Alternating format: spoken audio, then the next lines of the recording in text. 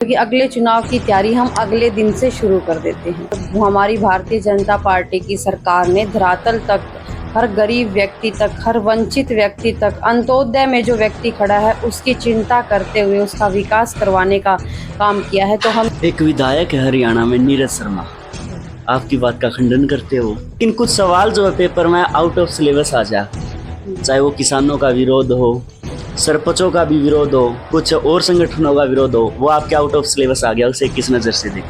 कांग्रेस के कई नेता दावा कर रहे हैं कि या तो नरेंद्र मोदी जी की डिग्री दिखा दीजिए, हम राहुल गांधी की दिखा देंगे। आज आप गाँव में जाके देखिए कि हमारे जो बच्चे हैं किस तरह से बिना खर्ची और बिना पर्ची के नौकरियां लग रहे हैं। मैं पूर्व सीएम की आपने बड़ी तारीफ करी, इसका अर्थ है कि उन्हें अच्छे काम करे, अच्छे व्यक्ति थे, तो इसी क्या जरूरत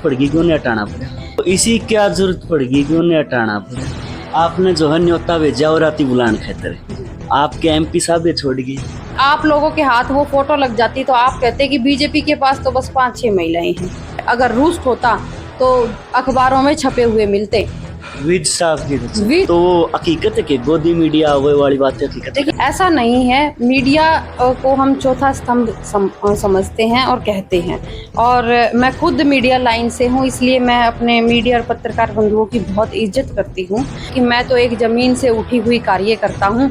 अगर जनता मुझे सराखों पर बिठाने का काम करेगी तो मैं भी उनको विश्वास दिलाती हूँ कि उनके साथ कदम से कदम मिलाकर उनके हाँसी में 4 चांद लगाने का काम करूँगी। नमस्कार, मैं अंकित और हरियाणवी लाइव देख रहे हैं आप। फिलहाल आप जो है गायत्री देवी को हमारे साथ फ्रेम में देख रहे हैं। महिला महामंत्री है प्रदेश की बीजेपी सरकार से। बात करेंगे इनसे। राजनीति सरगर्मियां जो है काफी तेज है, हलचल जो है दिल्ली से हरियाणा पहुंच चुकी है, और क्या कुछ तैयारियां हैं पर्सनली इनकी भी, पार्टी की भी, सारी बातें इनसे करेंगे। नमस्कार जी। नमस्कार, आपके चैनल के दर्शकों को मेरा नमस्कार, आपको नमस्कार। जैसे मैंने कहा कि राजनीतिक सरगर्मियां काफी तेज है, आपकी बात कर लें, आपकी पार्टी की बात कर लें, कैसी तैयारियां चल रही है? देखिए, हम भारतीय जनता पार्टी के वो कार्यकर्ता हैं जिनकी तैयारियां, जब हम चुनाव, हमारा 2019 में जब हम लोकसभा चुनाव हमने जीता था, हाँ। और जीतकर हम दोबारा से अगले दिन ही अपने जीत की खुशी मनाने के बाद दोबारा धरातल पर अपने फील्ड में उतर गए थे, और फील्ड में उतरकर हमने अपने संगठन को, क्योंकि अगले चुनाव की तैयारी हम अगले दिन से शुरू कर देते हैं, और ऐसा नहीं कि होमवर्क हम तभी करें जब हमारा एग्ज़ाम हो। होमवर्क हम तब से शुरू कर देते हैं जब एग्ज़ाम आने से पहले, बहुत समय पहले, जब हम स्कूल जाना शुरू करते हैं। तो ये हमारे लिए बहुत खुशी की बात है कि हमारा संगठन और सरकार इतनी मजबूत है कि आज हम पन्ना प्रमुखों तक, बूथों तक अपने कार्यकर्ताओं की हमने एक फौज खड़ी कर रखी। बात करूं मैं, जैसे आपने बात किया उसी भाषा में, आपने कहा जैसे कि 5 साल से हम तैयारियां कर रहे हैं, लेकिन कुछ सवाल जो है पेपर में आउट ऑफ सिलेबस आ जा रहे, चाहे वो किसानों का विरोध हो, सरपंचों का भी विरोध हो, कुछ और संगठनों का विरोध हो, वो आपके आउट ऑफ सिलेबस आ गया। उसे किस नज़र से देखते हैं? अंकित जी, आपके चैनल के माध्यम से बताना चाहूँगी कि बहुत सारी ऐसी चीज़ें होती हैं, मतलब कुछ लोग जो आज ये बातें कर रहे हैं कि भाई हम विपक्ष की बात को हम लेकर चलते हैं कि आउट ऑफ सिलेबस की आपने बात की, तो हमारे लिए आउट ऑफ सिलेबस कुछ नहीं है। हम वो उस पेपर की तैयारी करते हैं जो आउट ऑफ सिलेबस के लिए भी हमेशा तैयार रहते हैं, और तत्पर निरंतरता अपने जो लक्ष्य है उस पर अडिग रहकर उसकी तैयारी करते हैं जी। एक नारा बड़ा प्रचलित आजकल, अब की बार 400 पार। ये नारा मतलब कि कहीं ना कहीं धरातल पे स्टैंड करता है, या फिर एक चीजें होती है कि हवा बनाने के लिए कुछ भी बोल दिया जाए, ताकि लोग जो है वो कहते हैं कि बड़ा सोचो, अगर पूरा नहीं हो सकता उसका आधा भी हो गया तो भी अच्छा रहेगा। देखिए, ऐसा है कि अब की बार 400 पार का नारा जो हमने दिया है वो इसलिए दिया है कि सबका साथ और सबका विकास और सबका विश्वास के साथ हमारे कार्यकर्ता ने काम किया है, और हमारी भारतीय जनता पार्टी की सरकार ने धरातल तक, हर गरीब व्यक्ति तक, हर वंचित व्यक्ति तक, अंत्योदय में जो व्यक्ति खड़ा है उसकी चिंता करते हुए उसका विकास करवाने का काम किया है। तो हम ये नारा देने में हम क्यों घबराएं? हमारा तो नारा ये 400 पार है। मैं कहती हूँ कि और 400 पार से भी ज़्यादा आप देखना कि जिस दिन रिजल्ट आएंगे उस दिन हर व्यक्ति के दिल में ये होगा कि तीसरी बार हमारे देश का जो नेतृत्व है वो हमने फिर से मजबूत हाथों में सौंपा है। और तीसरी बार हम निश्चित है, महिला शक्ति भी निश्चित है कि तीसरी बार प्रधानमंत्री जी दोबारा तीसरी बार फिर से प्रधानमंत्री बनेंगे। प्रधानमंत्री जी की आपने बात करी, पूर्व मुख्यमंत्री मनोहर लाल खट्टर जी का एक बयान आया था कि कांग्रेस वाले तो अनपढ़ों वाली बातें कर रहे हैं। उसके बाद कांग्रेस के कई नेता दावा कर रहे हैं कि या तो नरेंद्र मोदी जी की डिग्री दिखा दीजिए, हम राहुल गांधी की दिखा देंगे। देखिए ऐसा है, ये शीर्ष नेतृत्व की चीजें हैं।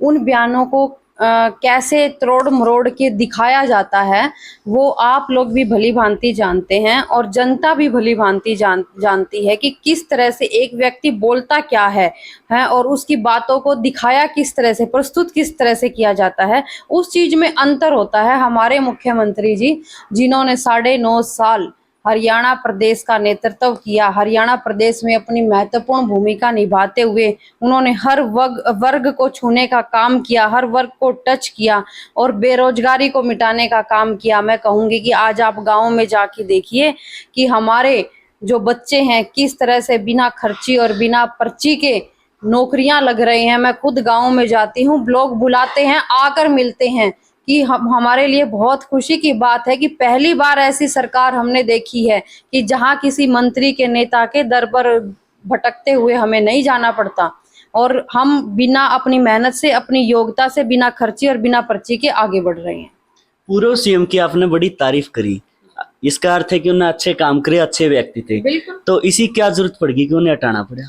देखिए, भारतीय जनता पार्टी अपने कार्यकर्ताओं को आगे बढ़ाती है। अब आपको मैं कोई और उदाहरण नहीं दूंगी, मैं अपना ही उदाहरण लेती हूँ। मेरा कोई राजनीतिक परिवार नहीं है, एक फौजी की बेटी हूँ और धरातल पर रहकर काम किया। भारतीय जनता पार्टी में महिला की जिला महामंत्री रही, अखिल भारतीय विद्यार्थी परिषद में मैं रही, जिला अध्यक्ष रही महिला मोर्चे की और प्रदेश उपाध्यक्ष मैं युवा मोर्चे में रही और मेन भाजपा में जिला मंत्री रही। आज प्रदेश की महामंत्री हूँ। क्या दूसरी पार्टियों में ऐसा संभव है कि एक जमीनी स्तर से उठे हुए कार्यकर्ता को वो आगे बढ़ा दें? अगर हम उदाहरण लें हमारे माननीय मुख्यमंत्री नायब सैनी जी का, जिन्होंने संगठन में लगातार काम करते हुए अनेक जिम्मेवारियों को निभाते हुए आज हरियाणा प्रदेश के मुख्यमंत्री है। क्या ऐसी बात और ऐसी व्यक्तित्व कोई दूसरी पार्टी वाले सोच सकते हैं? बाप चाहेगा बेटा मुख्यमंत्री बन जाए, बेटा चाहेगा ताऊ का लड़का मुख्यमंत्री बन जाए, खुद की बहन मुख्यमंत्री बन जाए, लेकिन कोई नहीं चाहता कि जमीनी स्तर पर जो व्यक्ति कार्यकर्ता जो काम करता है वो मुख्यमंत्री बन जाए। अगर ये परिवर्तन, ये नियम, ये योजनाएं अगर किसी चीज में संभव है तो वो भारतीय जनता पार्टी में संभव है। अगर कोई सपने देख सकता है तो वो भारतीय जनता पार्टी में सपने देख सकता है। और हमारी पार्टी को पार्टी विद द डिफरेंस इसीलिए कहा गया है क्योंकि ये जमीनी स्तर से पीछे बैठे हुए व्यक्ति का विकास करने में पूर्ण रूप से सक्षम है और उनको आगे लेकर आने की बात करती है। एक उदाहरण और आपको देना चाहूंगी।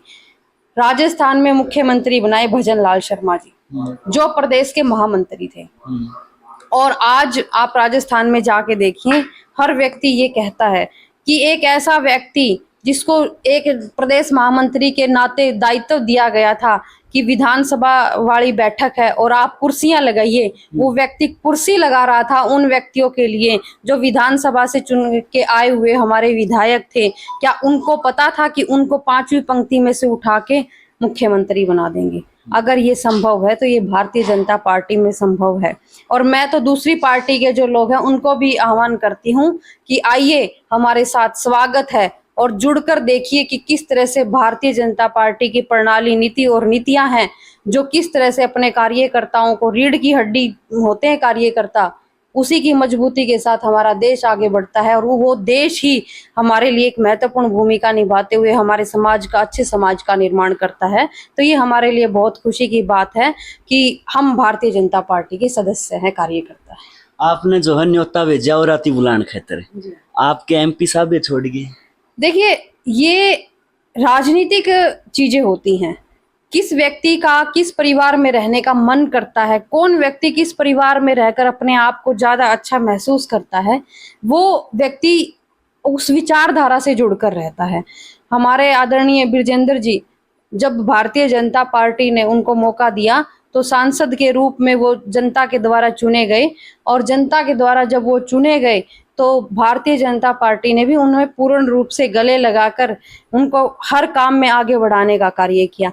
आज उनकी सोच पार्टी की चीजों से अलग हो गई है, तो वो उनकी देखिए अपनी व्यक्तिगत वो है जानकारी। आपने जो आरोप लगाया, और आपकी पार्टी का हर नेता आरोप लगा कर गुटबाजी के कांग्रेस पार्टी पर लगा कर, लेकिन कहीं ना कहीं पिछले कुछ समय तक आपकी पार्टी में नजर आने लग रही है, चाहे अनिल विज का नाराज होना हो, अपनी हिसार लोकसभा की बात कर लूं तो कैप्टन अभिमन्यु, कुलदीप बिश्नोई का सपोर्ट ना करना और रणजीत चौटाला। देखिए मैं आपको एक बात बताना चाहूंगी कि हम संगठन की प्रणाली पर चलने वाले कार्यकर्ता हैं।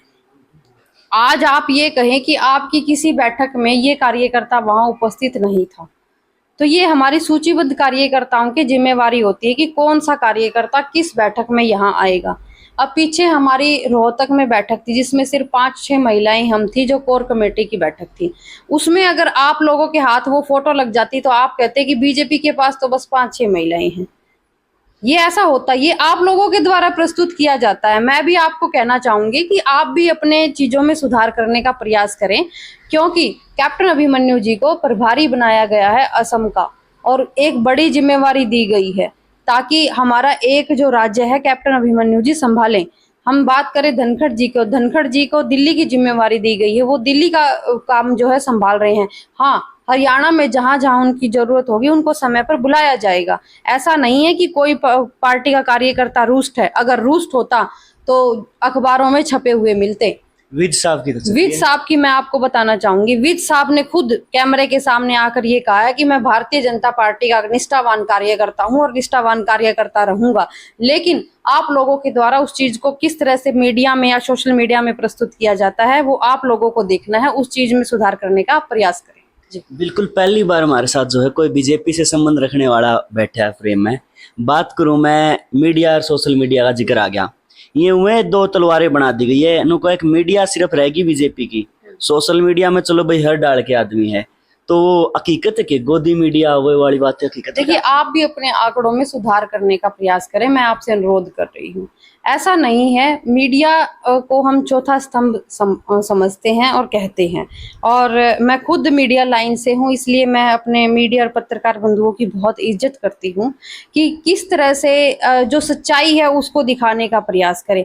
हम बहुत सारी ऐसी भ्रामक खबरें देखते हैं जो रियल जो हमारी जिंदगी होती है उससे दूर होती हैं, तो उन चीजों को समाज में प्रस्तुत करने का कार्य ना करें, क्योंकि इससे हमारे समाज में भी गंदगी फैलती है और हम भी अपने एक जीवन का जो लक्ष्य है उससे अलग हटके दूसरे जीवन की तरफ बढ़ते हैं। तो ये चीज प्रस्तुत करने का कार्य ना करें, ये मैं आप सबसे अनुरोध करती हूँ। बिल्कुल, बात अपनी जो है आपकी भी कर्म भूमि है, हमारी भी है। आंसी विधानसभा की करी हूँ मैं। आंसी विधानसभा में लगातार जो है आपके 4.5 साल से आपकी पार्टी के विधायक है, लेकिन कहीं ना कहीं उंगली उनकी तरफ भी उठी है। 1,000 करोड़ का उन्होंने कहा था विकास होया है, विपक्ष लगातार आरोप लगाने लग रहा कि उसमें तो आधे दिखा दो, आपने नजर आवे। देखिए मैं एक बात कहती हूँ कि हाँसी मेरी जन्मभूमि है, कर्म भूमि भी हाँसी है। मैं हाँसी के लिए 24 घंटे प्रयासरत रहती हूँ कि मेरे हाँसी में हम चार चांद कैसे लगाने का कार्य कर सकें।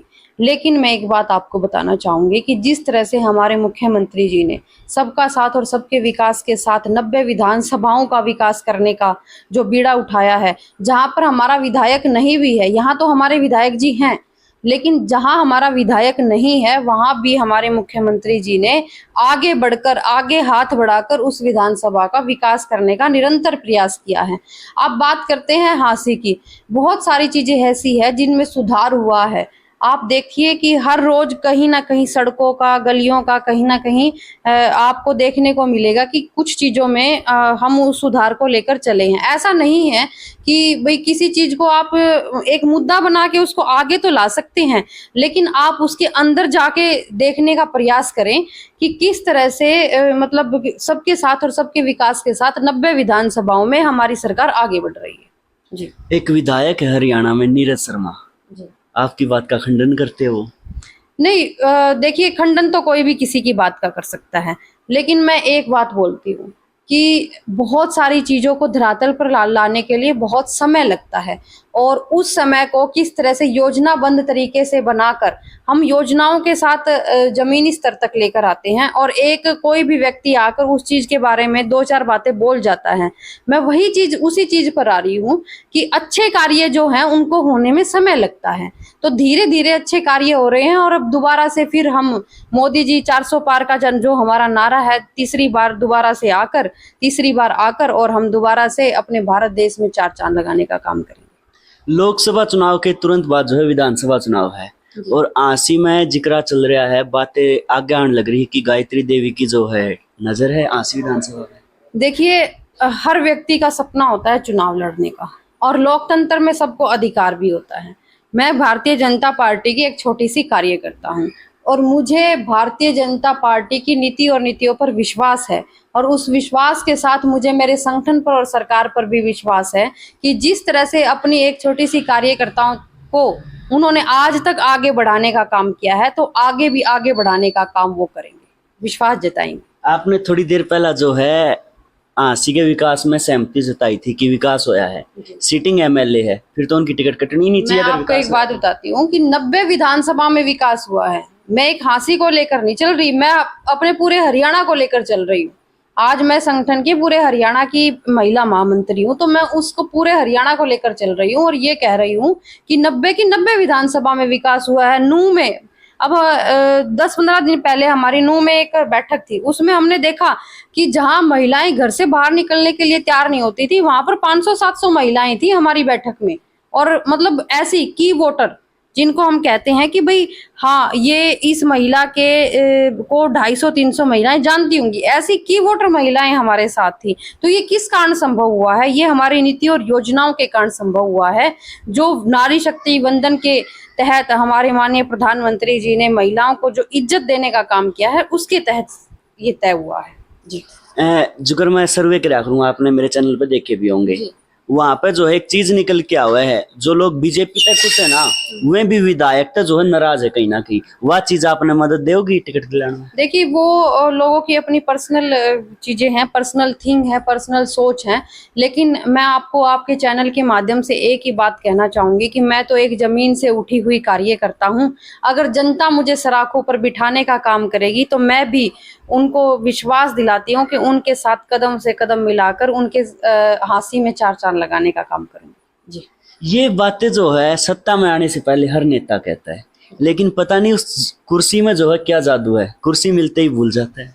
ऐसा है, एक चीज होती है, जब कोई भी गरीब बच्चा आईएएस बनता है और जो मेहनत करता है, जो रगड़ रगड़ के उसने मेहनत की होती है, जो मोमबत्ती के सहारे पड़ता है, लालटेन के चानने पड़ता है, और सड़कों पे जो लाइट होती है वो देखकर वो बच्चा पढ़ता है, तो मुझे ये लगता है कि जब वो किसी कुर्सी पर बैठता है तो सामने वाले की इज्जत करता है। तो हम तो वो व्यक्ति हैं जिन्होंने रगड़ रगड़ कर मेहनत की हुई है, और मेहनत करके आज अपने यहाँ पर पार्टी की आशीर्वाद से और अपने बलबूते पर आज यहाँ तक पहुंचे।